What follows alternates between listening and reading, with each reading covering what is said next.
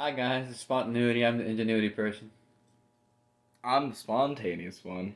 and we're back in it with another D&D concept item. With Aw, so close. what else This are we is a gonna call it? video. It's so the idea is It's called. called the Promise Ring. Mhm. It's a rare item, and it requires a level 12 or higher warlock to attune. We're gonna give you kind of the stats, and then we're gonna go with this kind of a few stories and ideas about this item.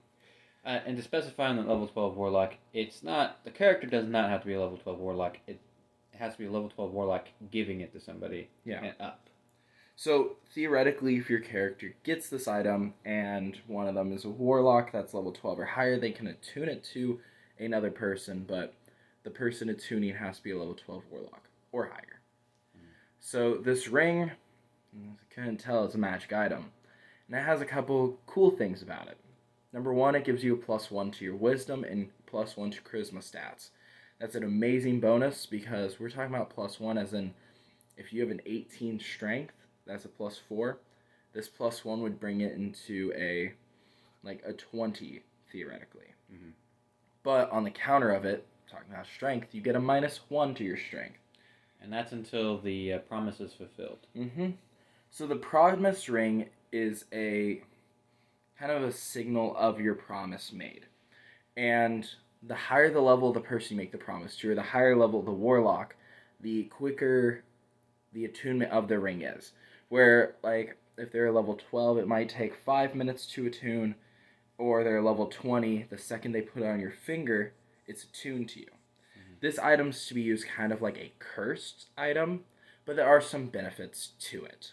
Mm-hmm. When the promise ring is finished, it removes the -1 to the strength, and it also removes the attunement to it. Mm-hmm. Also, while it's attuned to you, can't remove the ring, and other people around you can't remove the ring either.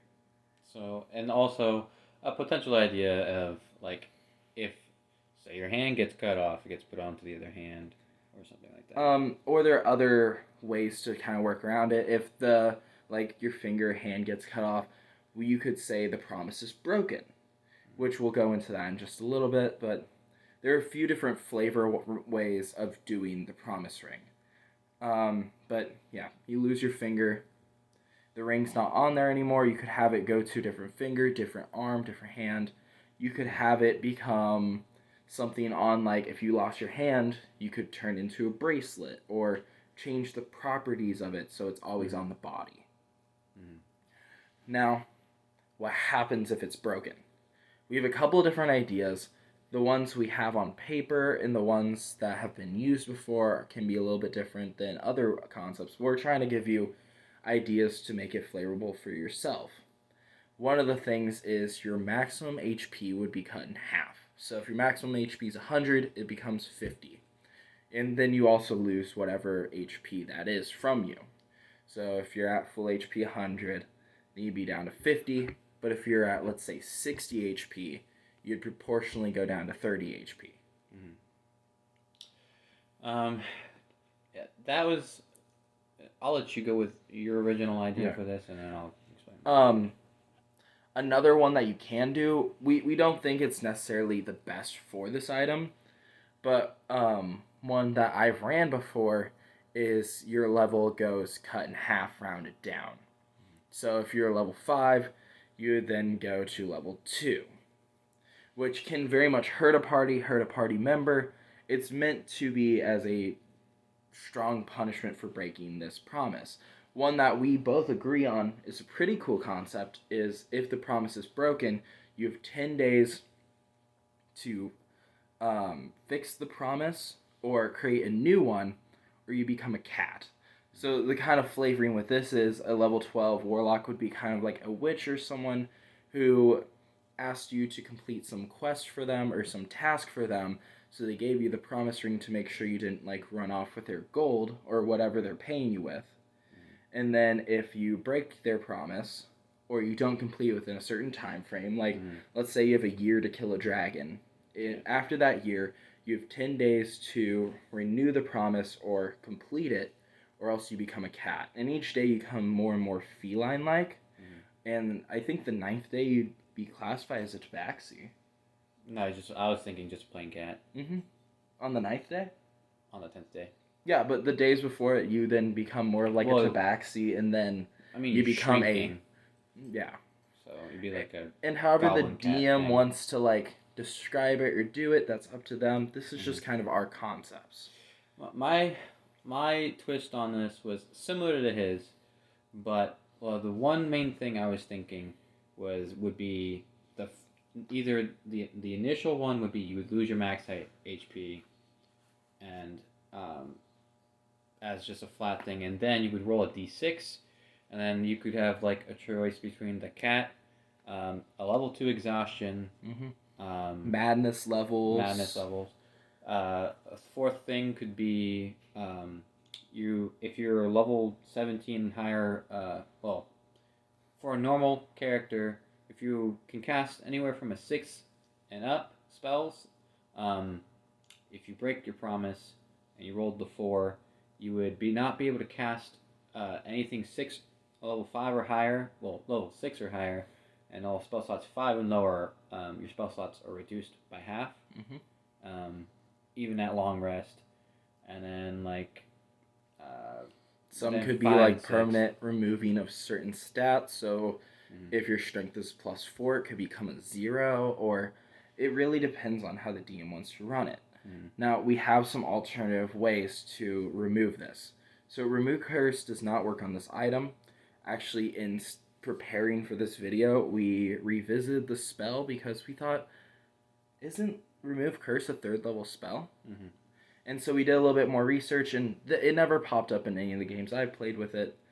But remove curse wouldn't work on here, but we did agree that level 9 Dispel Magic should work. And a wish spell. Because we said that an 18th or higher level wizard should be able to break this spell. So if you're level 18 or higher, wizards have access to wish and dispel. I think a couple other classes like cleric can use wish. That one I don't quite remember off the top of my head, but those are some options if you don't want to fulfill the promise. Now, this can be used as a story device, like we talked about the witch earlier. Witch comes up to you, if it was a level 20 warlock, puts the ring on you and tells you, in 20 days, kill the king, or whatever, and it's a story plot device. Plus, you're giving them a decent magic item afterwards. Actually, magic items that increase stats, I believe, are some of the best ones in the game, personal opinion, because it just overall makes things more likely to happen. One important thing I would have to say is the promise ring does have to be a agreed upon thing, I think. And for me, I don't think it necessarily has to. I think it kind of depends on the story.